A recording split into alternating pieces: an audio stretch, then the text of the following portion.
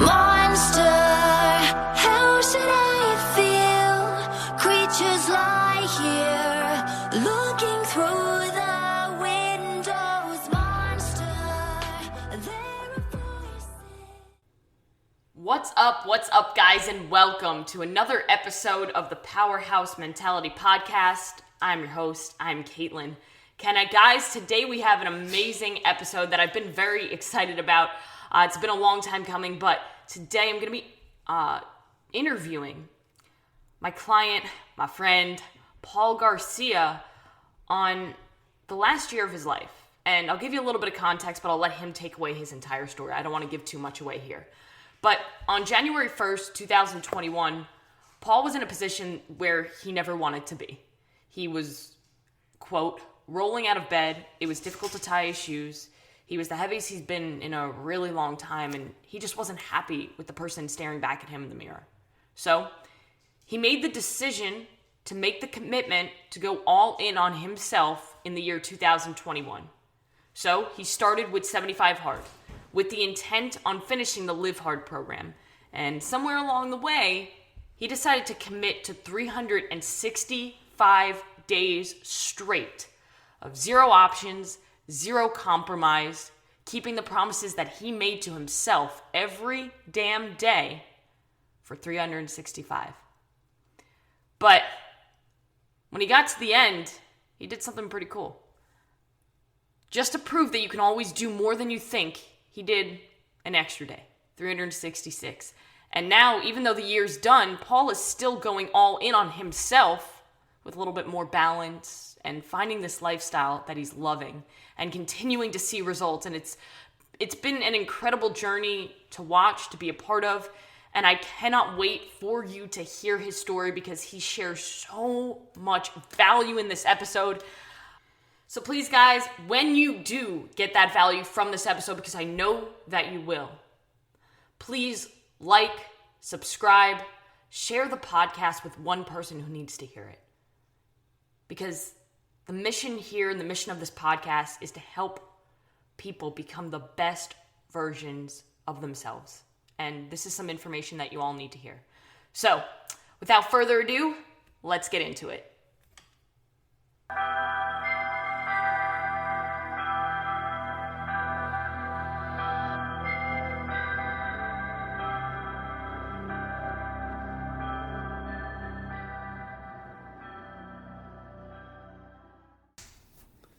All right, guys, welcome to the podcast. I got Paul here. Paul, how are you doing today? I'm doing pretty good. How about yourself? Yeah, I'm doing good. You know, Sunday fun day, just getting a lot of stuff done. I'm sure you're doing that. I know that you just came from the grocery store. Yep, not a cheap event with my big family, so it's always at least $200 to $400. So. Yeah, man, I never even thought of that. Jeez, yeah, I think my groceries are expensive, and then I think about, like, you guys.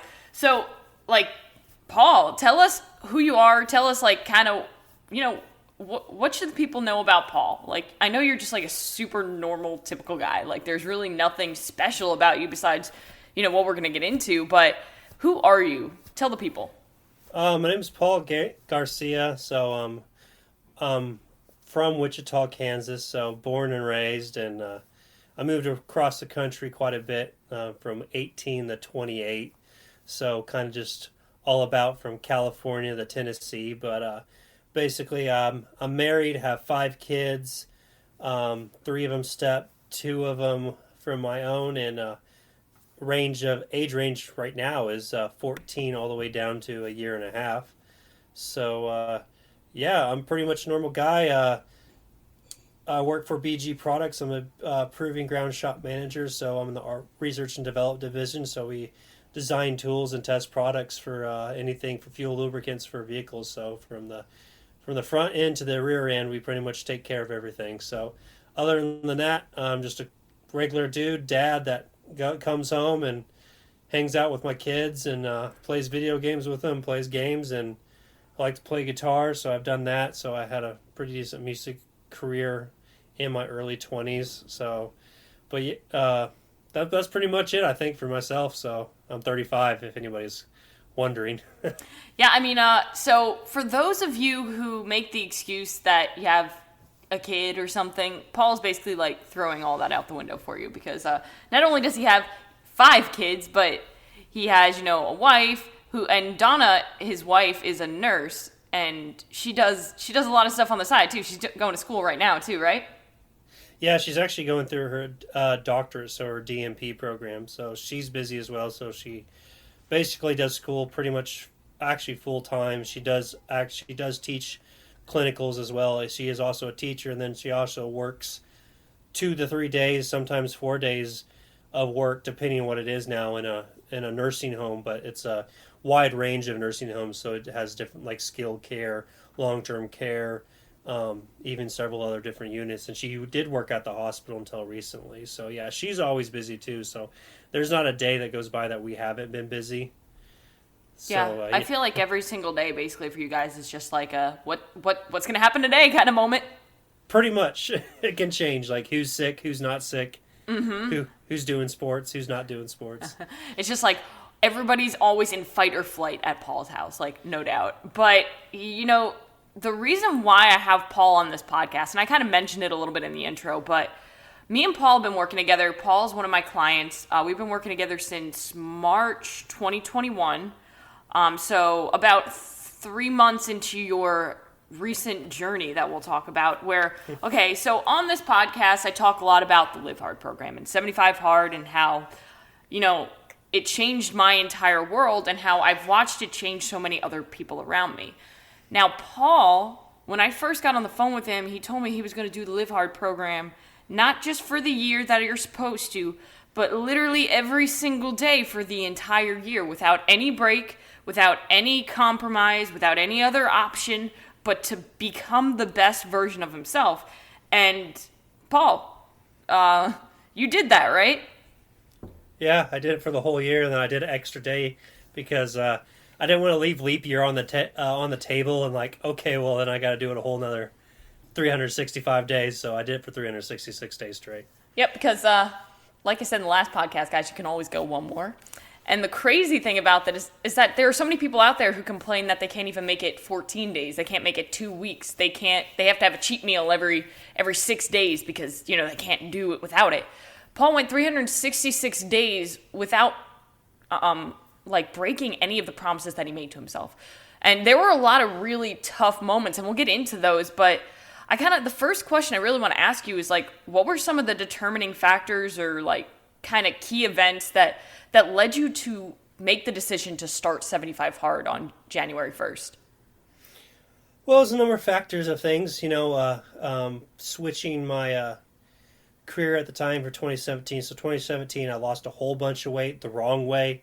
So I ran myself to death, and I really got down to like 256 pounds to 223 pounds.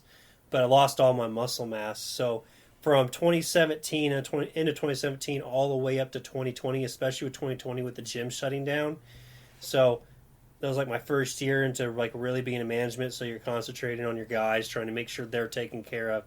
And the food factor, I just kind of was able to eat what I wanted to. So one, getting older, that changes your metabolism. Two, wasn't working out hard as I was, and I put on a lot of weight.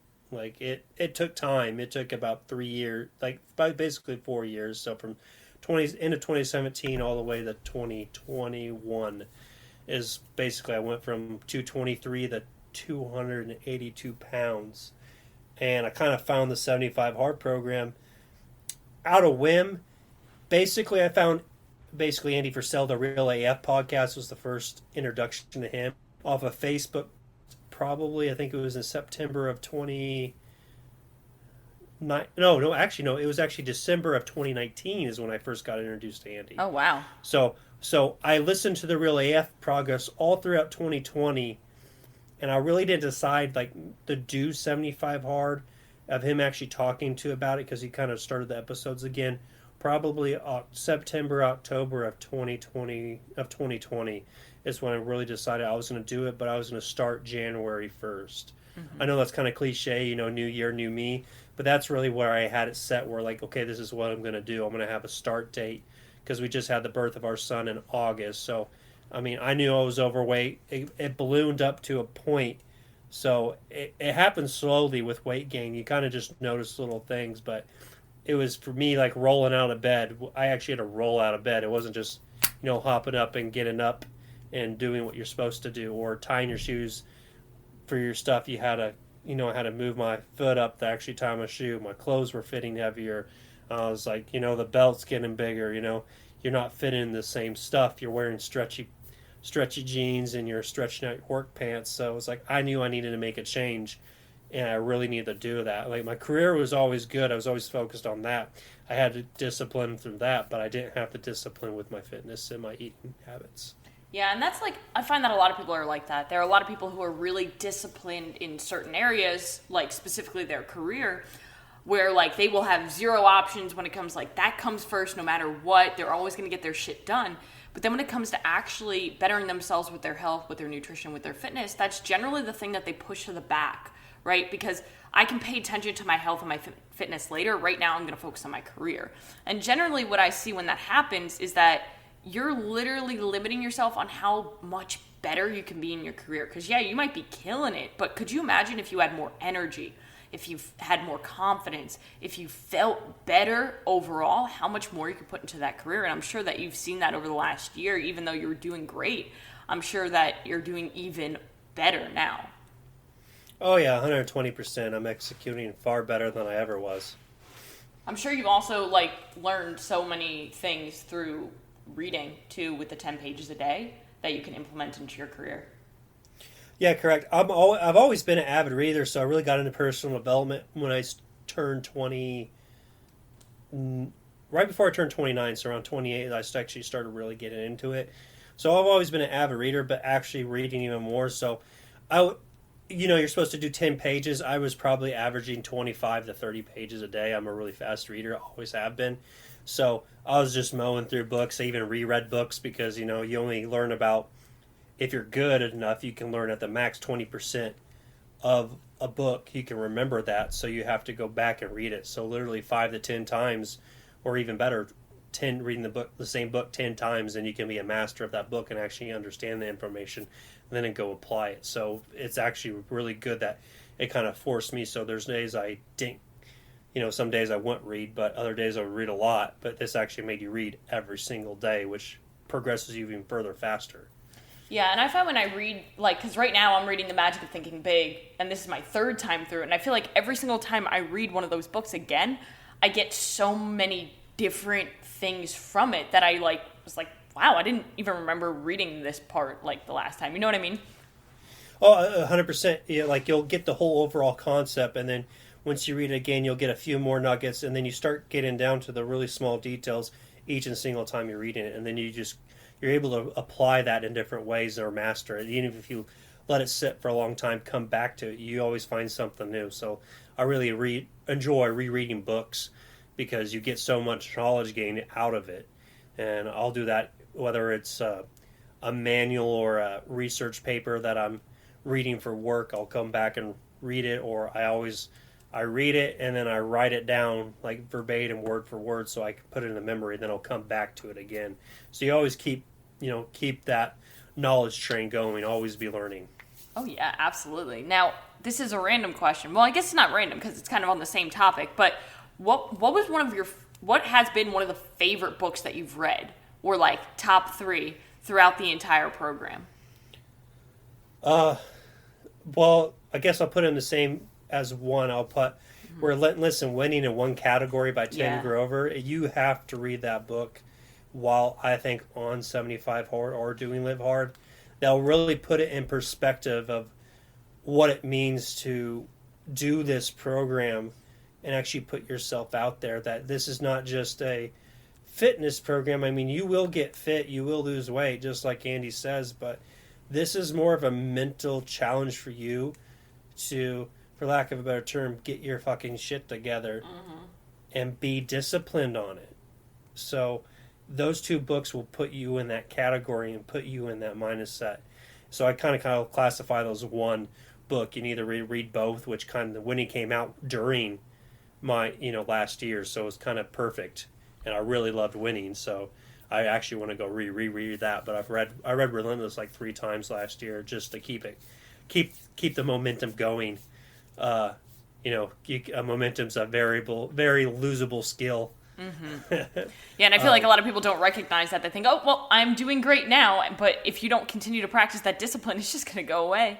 Yeah, motivation is basically, like everybody says, is crap. Bullshit. Like, it's good. It's good for about a week and a half to 2 weeks. Yep, and that's why most people fall off after a week and a half or 2 weeks, because they start relying on motivation and then they don't have any discipline because they don't know what to do after the motivation dies. And I think Relentless and Winning, I agree with you. Like, if you're doing Live Hard, if you're doing 75 Hard, you need to read those books while on the program because it just literally goes hand in hand. It should be a requirement. But both of those books I've read twice myself, and every time Tim Grover is just, the way he applies the information, it's incredible. He just will just tell you how it is, and we all need to hear that kind of information. And the other two, 100%. And then the other two, I would say, for people doing the program, I know this is for me, but I kind of want to cater it to that. I would definitely read Extreme Ownership by Jocko Willink. That's one of my favorite books of all time. 100%. I've read that one about 4 or 5 times. I keep reading it because it's just how I lead and how I work. Yeah. And then number 3 would be definitely basically a 75 hard book. That's good for if you're doing the program. You don't have to everything you can get from the podcast, but it really doubles down and breaks it down stage by stage. And for your first time, it does work the same way, even if you're continuing on. Because I completed 75 hard 3 times during the whole 365, the stages are still the same, no matter how many times you go through it. Yeah, I agree with that. It's crazy how when he's writing about it, you're just like, oh my gosh, this is exactly how I felt at this point in time. And it's really cool to kind of see why he created the program and what he meant for it. And especially if you're on the program or if you've done it and haven't read the book, again, it's not required, but it's definitely something that will help you. It's 100% worth it. Mm-hmm. So I have to ask you, why did you decide to do 366 days? Why not just the Live Hard program? Well, January 1st, 2021, I made the decision earlier. I wanted to make 2021 my year. Go in all in on me. Like 100%, like everything. Keep the promises I made myself. Like 0 compromise, no options. Literally just go all in on me. So 365 days really wasn't a forethought until I kind of got up to around day 60 or so in 75 hard. Because I knew I wanted to do the Live Hard program at that point. Mm-hmm.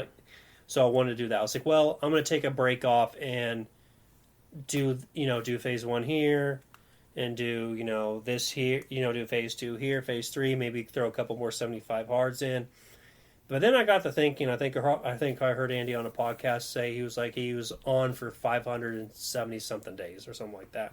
Yeah, he's a monster. So I was like, you know what? What if I did it for a year? So this really came out as a miscommunication between me and my wife. So I was I remember this. This is a great story. I was giving my wife my 6-month-old a bath, and we're just talking in the bathroom because as parents you got to find the time to communicate. So I'm giving him a bath, and we're just talking. And I was like, what do you think I did it for the whole year? And she's like, oh yeah, I think you can do it. I was like, okay, I'm going to do it. So I got on the Instagram, made a big long post and send. So I put it out there on the internet. So I was like, okay, well now I'm committed. I have to do this.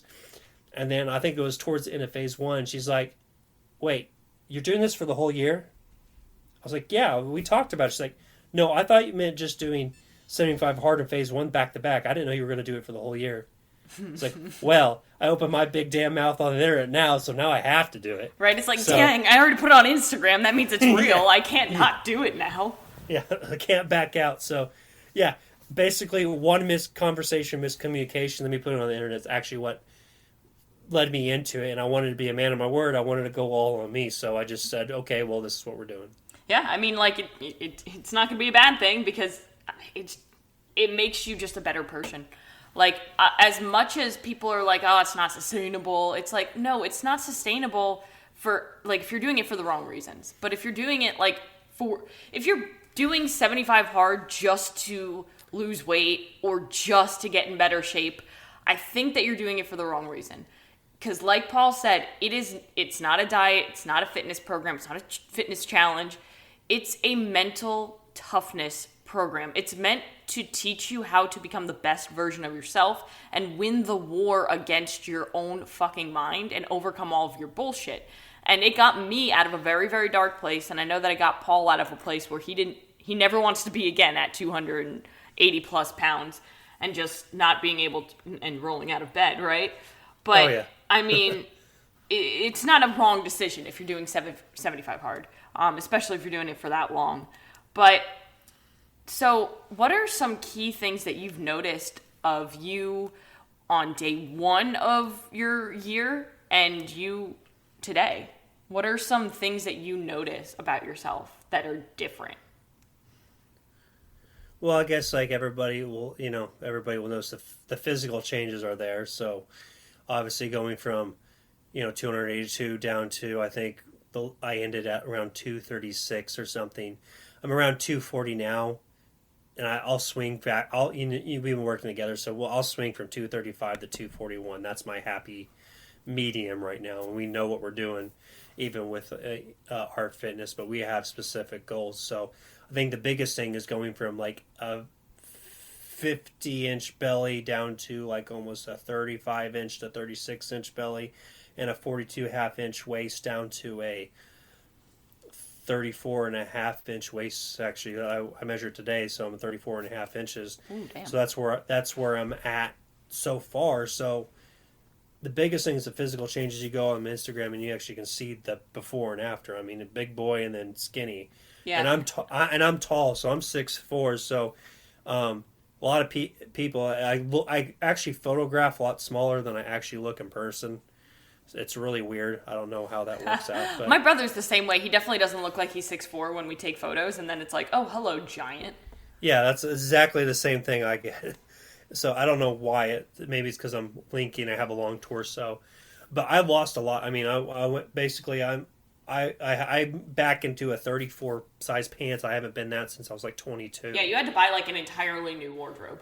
Oh yeah, in September. Yeah, literally Donna took me out. She's like, "We're going shopping for you because you fit in nothing." Like, yeah, she was telling me, she was like, "You literally look like your baggy clothes going to work." And yeah, correct. I'm still working in those baggy clothes. I need to get some new pants and stuff. But I could basically, if I wanted to, I could drop my belt and just bust out all my clothing. if I needed to at a pinch. But I had 4 notches left on my belt, and that's like 2.5 to 3 inches when I started. Mm-hmm. I have 0 notches now, so yeah. I'm getting close to having to put another notch in the belt. So that's where you at, and it's just stepping it down. By honestly working with you, is we just kind of stepped it down. We didn't go super fast. Mm-hmm. We didn't go slow by any means. Mm-mm. But we were more concentrated on just stepping my down, focusing on my recovery, and on my fitness. Just far as that goes, with doing this for a whole year, I think actually what we're doing now, I'll probably have better fitness results this year than I did last year, because my recoveries, for honest lack of a better term, was shit doing that much amount. Yeah, you were inflamed as hell, as we kind of figured out. As soon as he finished the program, his whole body just was like, oh my God, save me. But, I mean, the craziest part is the body recomposition. Like, even though your scale weight hasn't moved over, like, the last couple months, because it's been, like, like he was saying, fluctuating between, like, that 236, 238, 240 realm. I mean, his photos and, like, the definition of his muscles, it's crazy what you can do while, just focusing on protein, calories, intentional weight training, recovery, sleep. But I think the biggest thing, the coolest thing, is we really didn't drop macros until recently. So you were eating like a lot of food this entire time, dropping 40 pounds. There were some nights where he was like, I'm literally just stuffing my face. Yep. It was hard to eat all the food. But, hey, you did it, and you lost 40 pounds doing it, which is freaking cool. Yeah, I think we ended up like a 45-pound total. No, 47 pounds total loss, so almost 50. The coolest part, I think, is when I go into, your app, and I'm looking through your photos, and I like scroll down. It just looks like you're slowly becoming like a more bloated version of Paul. And it's actually pretty cool to see how much just doing these small things every single day. And I say it a lot, like the small things, they compound over time, and that's where the massive change is created. Mm-hmm. Everybody wants that like boom, instantaneous results, when in all reality, it's the little things that you do every day and the little decisions to, go get your workout in, go get your walk in, go track your protein, and at the end of the night, I'm short on my protein. That decision to go to bed is going to impact your results, or that decision to finish your protein macro is going to make a result over time. And the cool thing about Paul is like, he has 5 kids, he has a crazy work life. What time were you getting up every morning? 4 a.m. 4 a.m. He was making time to prioritize the things that were important to him. If it's important to you, you'll get it done. Like, people complain how we don't have enough time in the day because we have so much shit going on. We all have so much shit going on. It's all about what's important to you. And for Paul, this was important to him. So he took himself and he said, this is going to be my year. And he actually kept that promise to himself just by focusing on one day at a time. And, like we said in the beginning, there were a lot of tough days. So can you recall one of your toughest days and how you were kind of able to get through that? Yeah, I can actually break it down in different parts of it. So the first 75 days, pretty much how the program is, it kind of was actually pretty easy. I didn't go out. I didn't really put myself in situations. Phase 1, not too bad. I mean, besides the cold showers and learning that, it was actually tougher. Mm-hmm. But I think, was it during that? I think it was my next round, 75 hard. Tristan got sick, like pretty sick. So that threw off the sleep schedule. So Dawn and I had to switch. So I was up from midnight till about 6 a.m. So that totally throws your schedule off, and I was facilitated, so I would sleep a couple hours, get up, go do my walk or go to the gym, and then, wait the 3 hours later and then go do my second workout. And then, so that my schedule changed for about 4 or 5 days that way. So totally switched everything out, and I could have failed during that time, especially since I didn't have the app. The app made it easier, so I really had to get creative. I tried a crappy app before, that didn't work, so then I tried writing it down. That was okay, but you couldn't really manage it. But then I finally figured out doing notifications on my phone, sending reminders every day, and that's what worked. And it was the same thing as checking it off, so I made sure I got everything done.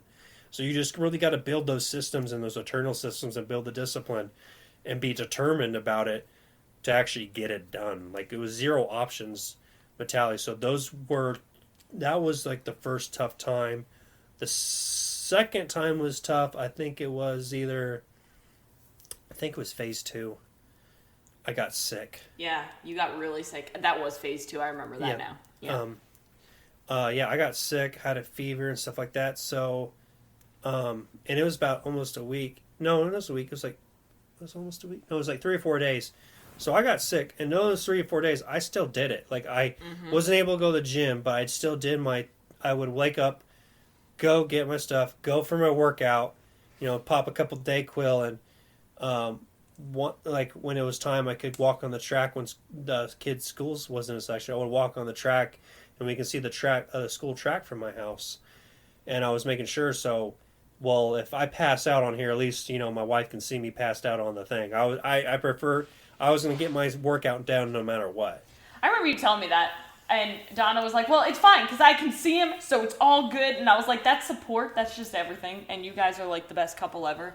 And I was worried about you because as your coach, I'm worried always about your well-being and health and as a person. But I never had a doubt that you would fail. Like, when you told me you were sick, I'm like, yeah, there's going to be a lot of test days here, but I know you're going to be fine. And I'm pretty sure that you knew the same. Like, there was never a doubt of, am I going to get this shit done? It was just like, all right, I'm going to get it done. It's just a matter of when during the day. Am I right? Correct. The disclaimer, it's probably not 100% a good idea to work out when you're sick. But I was 200 something days in, and I wasn't going to give up. So, that's that it was really pushing through all those days and being disciplined and being determined. So my determination, I mean, I was willing to pass out and fall down and wake up on the track and then go do 45 minutes after that just to get it done. Those were the days that really tested me. And then I got sick some time later where it was really bad. And I was walking out. I had only enough energy to walk, pushing myself. I mean, this was everything I was given just to walk. I walked up and down my driveway, and then it started raining, so now I'm cold, I'm wet, and I have a fever, which is probably the three worst things you can do. And Donna lost me because I'm not going to have my phones out in the rain, so she couldn't get a hold of me. But then she found me outside walking down my driveway, all around the cul-de-sac, back up the driveway, and just doing those loops. But that's how I got it done. But it wasn't good. That was a great story. I remember that week when we had our call. You're just like, I was just walking up and down the driveway, and I was like, for real though? Like, savage. And I'm just thinking in my head, I'd probably do the fucking same thing too. We're just kind of like psychos, and I think that's why me and Paul get along so well, because not only, he's my client, I'm his coach, but like, I feel like we're like really good friends at this point. Yep. And it's great. I love the relationships that social media and this whole 75 Hard community can build, because we're all like becoming better. It's like the coolest thing. Oh, I agree. It's awesome to see people complete it. Like, no matter what, have zero options mentality, and that's what you really have to have. Like, I can't stress that enough. Like, do not start this program if you're going to give yourself out. There's no. If you think, well, I'm going to try, you've already failed. Yep, and that's exactly what Andy says in one of his podcasts. He says, like, one of the questions is like, hey, what's the biggest mistake somebody can make on 75 Hard? And he's like, well, saying that you're going to try 75 Hard, because if you try something, that's like giving yourself an out, and you just need to go all in, be committed, and say, no matter what happens, I'm going to find a way, because this is important to me. And when you can do that with anything in your life, you're going to grow so much further than you would have ever thought possible. And I mean, Paul is a testament of that, because when we first started working together, Paul was like, I just don't know what to do with my nutrition. So, okay, cool. We're going to figure this out. We're going to do it. And as soon as I gave him his macros, he started hitting them perfectly, because, hitting them protein and calories perfectly, because he knew that this was going to get him the results that he wanted, and he was willing to do whatever it took to do that, whether that be having an entire carton of egg whites some nights. It's just whatever you can do. Now, going into the program, and this is a question that I get a lot because people ask me about the Live Hard program, right?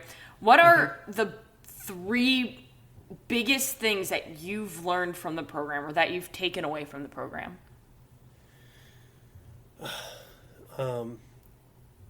It's all about discipline for anything you want to do. I mean, that would be number 1. Like, it's discipline. Like, 2, you can really do more than you think you can do. Yeah. Even when you think it's hard. And if you go all in on you, which you want to elaborate on that with this, it's like this program and doing it so long, why not? I mean, I set the goal. I wanted to go all on me, so there was 0 options in that.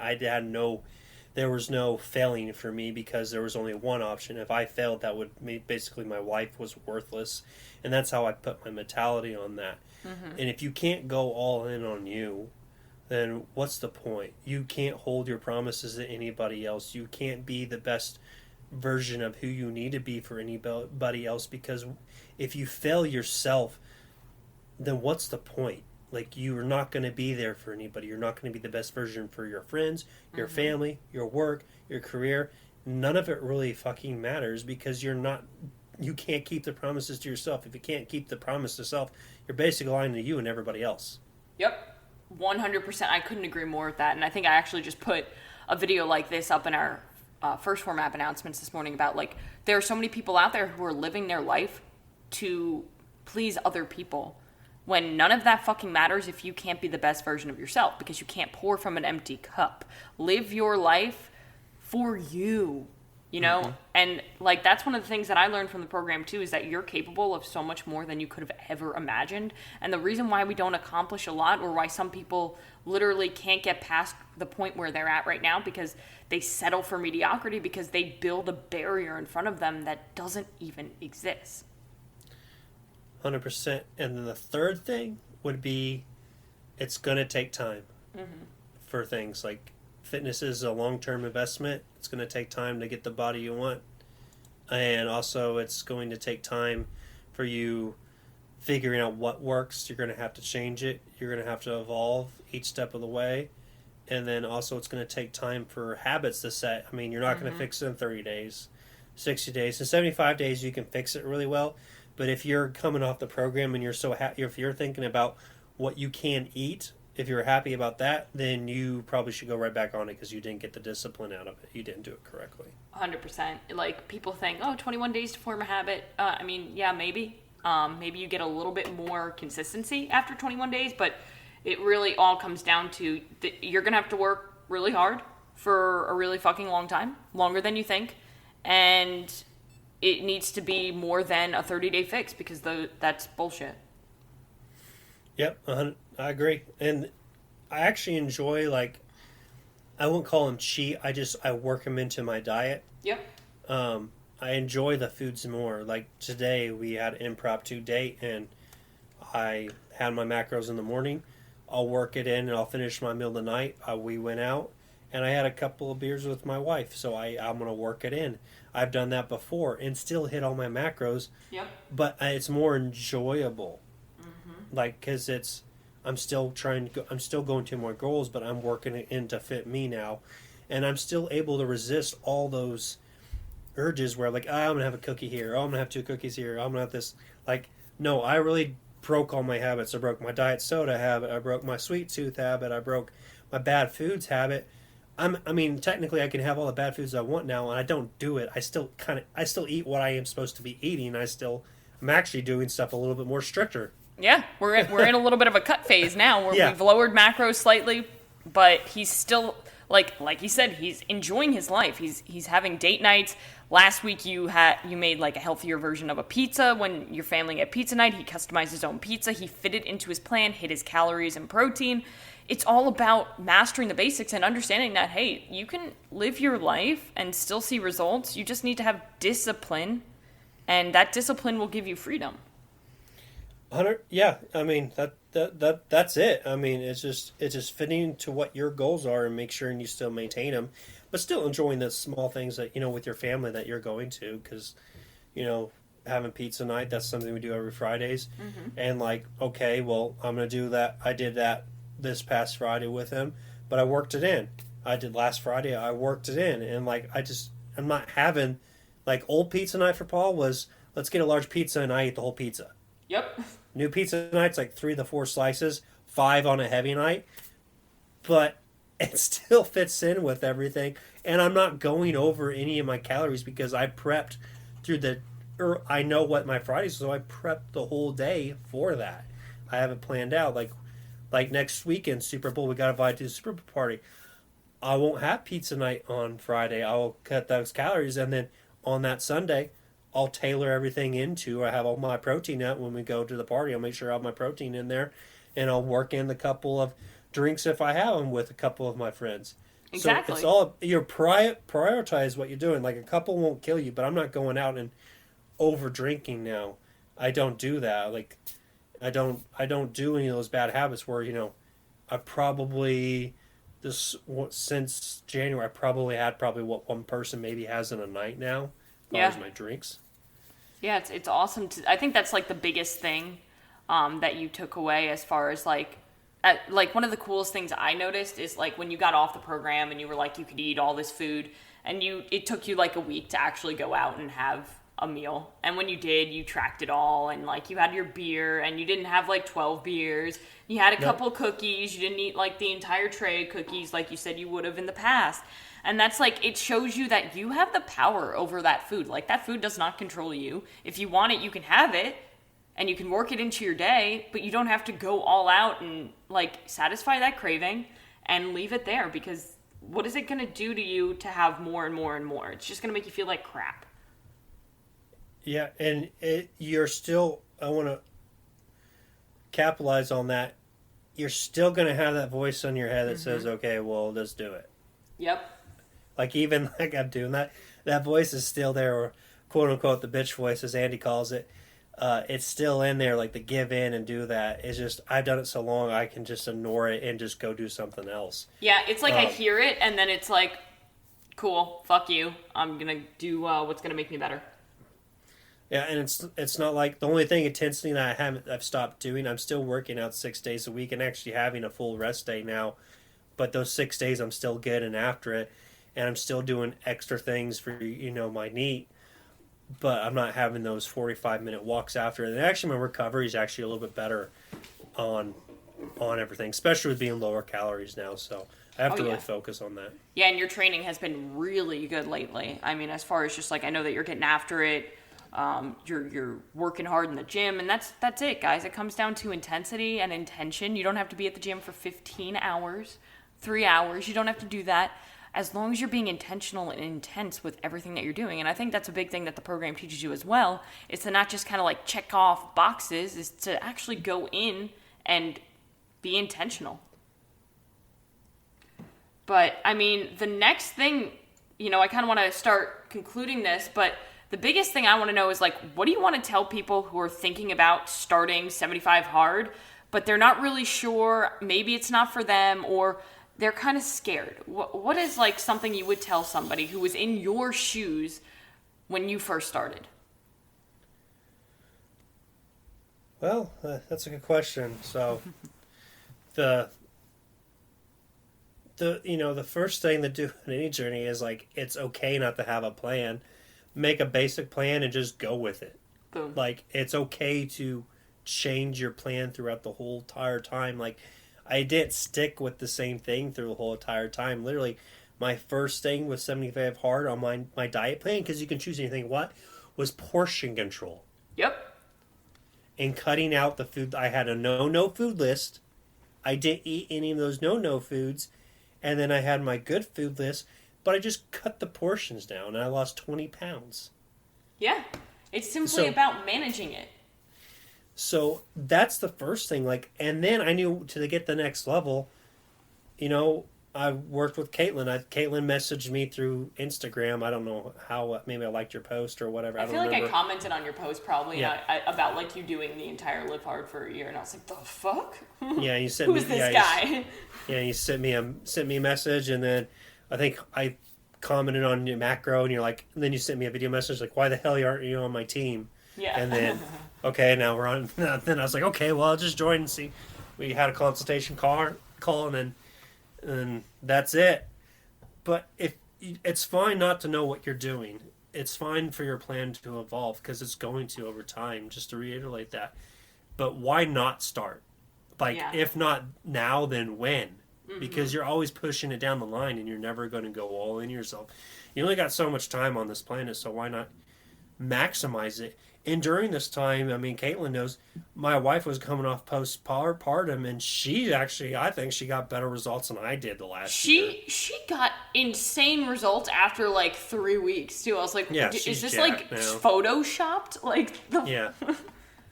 And it's crazy. She goes all hard in the paint, so, I might be badass, but my wife's more badass than me. Everybody quote me on that. You guys are basically both badasses, let's be honest.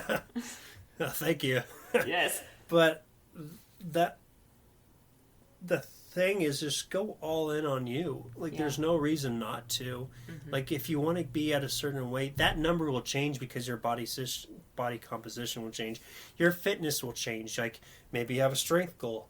Like I did. I was trying to hold on to that strength number game, and I got injured, and I had to change it because I didn't have lats.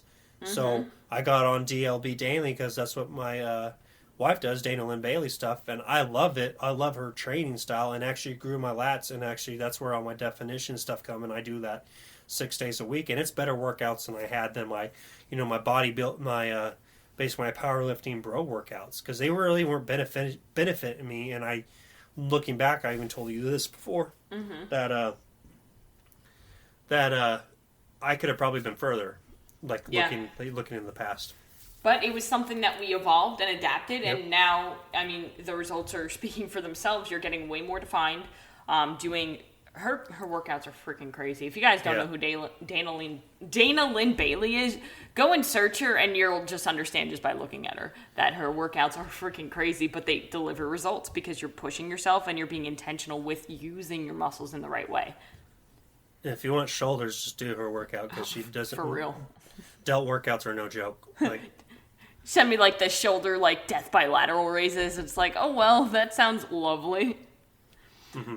But I mean, I think that's great because, like you said, just start. The hardest decision most people have is to start. They push it back, procrastinate. Oh, I'll start Monday. I'll start with the new year. I'll start the new week. Whatever it is, guys. There's never going to be an ideal time. Conditions will never be perfect. Go in on you because, like Paul said, time is limited. Don't waste it. And talking about time, what's next for you, Paul? well, what's next is basically, what we're doing. We're cutting, basically recompositioning. So I really, really want to get my body fat percentage low, turn that off, and get really defined and, lack of a better term, get jacked and tan. So Hey. do that and really lean out, and then we'll probably go on a little bit of a bulk, but continue what we're doing on and just compound that interest and just keep it up. I've really learned what I need to do, the discipline. I don't know when I'm going to start my year 2 of Live Hard this year. Yeah. I haven't really decided that. Doing it for a whole year, I've kept the habits, so Oh, yeah. it's different. I think you could do it every time to restart and really go all in, but like I know I could start at any time and actually accomplish it, and actually do what I need to, do what I need to do to be the best. Yeah, and that's the best part is that like literally you have the habits, you have the discipline, and you're maintaining that. It's not like you're losing it because you're keeping that.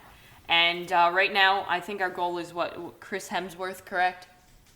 Oh yeah, I'll never have the hair because I wasn't blessed with his thick hair. But if I can get to a Thor level of body composition, I'd be happy. Yeah, like I said, I think Donna would really appreciate that one. I know I would. So, yeah, I'm a big Marvel geek, so I love all that stuff too. So I'm a big Marvel fan, and so yeah, that's my goal. That's set the bar high. I mean, with anything I need to do, I set it high and shoot for the moon and try to chase it. But after doing the whole thing, the year accomplishing that was pretty cool. So I'm trying to figure out what my next big thing is. There's lots of little next big things, but that'd probably be my next big, as far as fitness goal. Mm-hmm. I'm not sure as far as any other big challenge or achievement. As far as that goes, I think just getting to that's going to be a challenge in itself and enjoying the journey.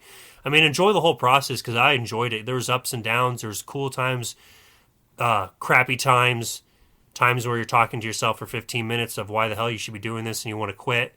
Yep. I mean, all those thoughts went through my head. So don't think like I'm some like out of a normal, not ordinary person. Like there's several times I wanted to quit through this thing.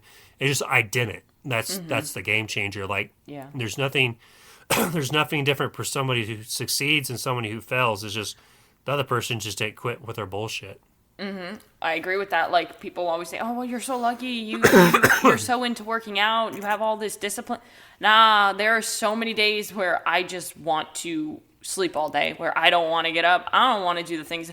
My workouts are hard. I don't want to do them most days. But the difference is that I do it anyway. And that's the difference between you, if you're listening to this, and somebody who is in the position you want to be.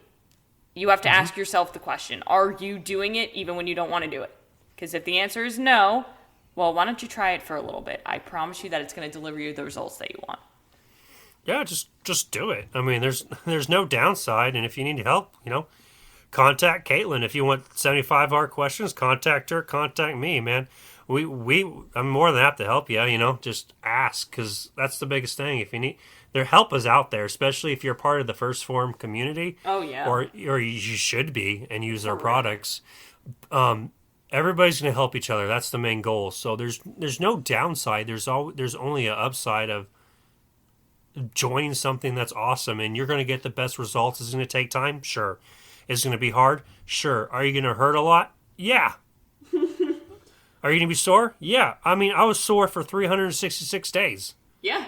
And yeah, sometimes it's going to be hard, but it's always going to be worth it. And that's the thing that not a lot of people see. It's always going to be worth it. No matter how much you want to quit, keep going. Don't quit. Yeah, keep moving forward. Just one step in front of the other, no matter how much. Embrace the suck. Love the process. And just like Andy says, the work is going to become before the belief. Mm-hmm. And even during that, like, I think phase 3 was my best time. And then just to recap for everybody, like the worst time of this whole program, now thinking about it, and I told you this before in conversations, is the time between my second round of phase 1 and phase 3. Literally, I got off of Instagram. I didn't post. I was basically depressed, but I was still doing what I needed doing. Yeah. I think we hit it hard for about 4 weeks, me doing basically 3 workouts a day. Yeah. And I was in the gym like 2 hours in the morning, and then the 45 hour at night, and then 30 minutes to 45 minutes at lunch trying to win. I think I overdid it, but not having that structure because I couldn't fit another phase 2 in there because it was less than 30 days. Yeah. And I couldn't do 75 hard because there was not enough days before phase 3. And that was probably the hardest point. But like getting through that was probably the best part. And then phase 3 was so rewarding. So if you're going to do it, do 75 hard and do the whole Live Hard program because it's worth it. And then at the very end, you get to give back to everybody. Yeah, phase 3 is one of my favorites too, just because like the acts of kindness, talking to a new person every day so that you could just learn about people around you and just build positive and fun relationships. And I love that. And I'm so happy that we've been able to work together over this year and that I've learned so much from you, and it's been really cool to coach you through this process. But, that's all the questions that I got for you, Paul. Do you have anything else that you want to say before we go? Not that I can think of. I mean, just like I said, if you're thinking about doing it, just do it. But do it for the right intentions. Don't do it for the clout. Don't do it for like the publicity of like I finished 75 hard. Because the people that done it, they know if you done it, and then if you know you didn't do it, you know you didn't do it. 100%. It's all about personal integrity. Like, no one will ever know, but you'll know, and that's the difference. Yeah. Mm-hmm. And it's 100% worth it. If you need to change your habits, do it. If you want to really change your habits, do the Live Hard program. If you want to be crazy, then do it for 365 days. Yeah, if you want to be like Paul and be crazy, do it for the whole year with no breaks. But Paul, how can the people find you? Just I'll put his Instagram and everything in the bottom, but just tell them your Instagram and everything. That's the easiest way to find me. Instagram. It's PF Garcia, Garcia 259, and that's it. Just type that in and you'll find me. So you can see my whole journey from when I started posting from 75 hard all the way down to phase 3. There's going to be some blurred points, but I think I have everything, kind of all the stories through most of it up there. I have to go back and add a couple more phases, but that's where everything's hanging out, and you can see the progression for that, and you can see the progress photos as well. Yeah, those are the coolest parts. So guys, that's how you can find Paul, and this has been a great conversation. I think that a lot of people are going to take a lot of value away from it. And again, only if you use that and execute it into your own life is it going to work. But Paul, thanks for coming on. Thanks for telling your story. And I will talk to you later. Thanks for having me, and I'll send you my macros tonight. All right, man. Bye.